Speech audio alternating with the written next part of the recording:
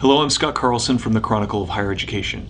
Recently, we asked our readers to pretend to be architects to the President of the United States and to design the George W. Bush Presidential Library on the back of an envelope, as if they were sitting with George W. Bush in the Oval Office or out at the ranch and sketching out on a piece of scrap paper.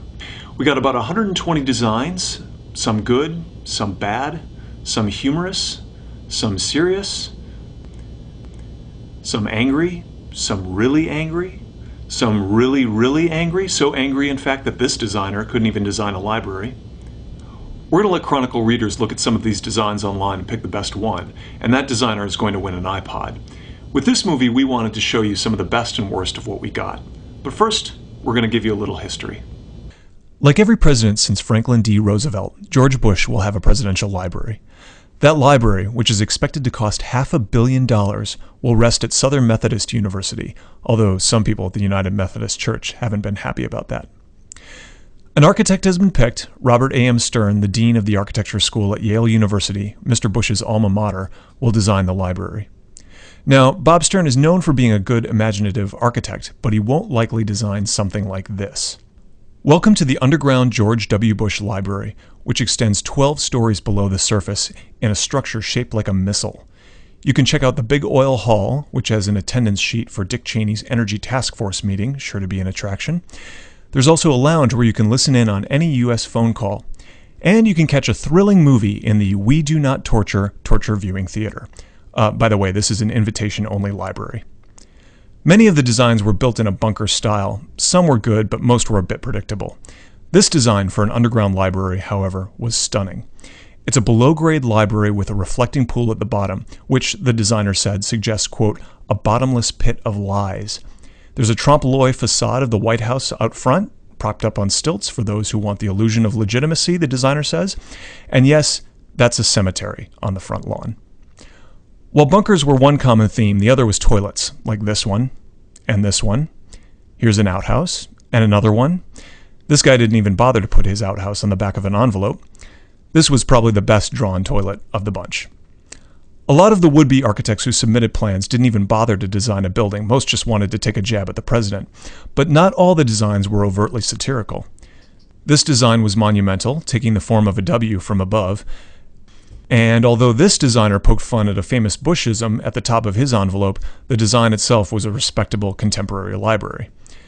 This design, which was a favorite of mine, wasn't overtly critical of Bush either. Rather, it seemed to address the Bush legacy at a higher level. The library is in a glass cube that seems to float on fountains over a lagoon. Visitors to the library have to pass underneath the lagoon to get into the library. I might be reading into this design too much, but it seems to say something to me about isolation, illusion, and fantasy. And some designers were big Bush fans. This designer, a former Olympian who has a barbecue restaurant in Texas, sent us this design along with a letter. He wrote, I believe a nice touch would be to have our Christian president acknowledge his and our faith in Jesus Christ with an open-air space in the shape of a cross. As you can see, the cross is on the roof, open to the heavens above. Of course, this design would never work in real life. The rain would get on the books.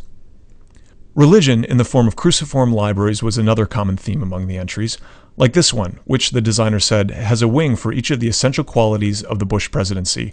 There's the medieval wing, the oil industry wing, the church wing, and the underground Cheney layer.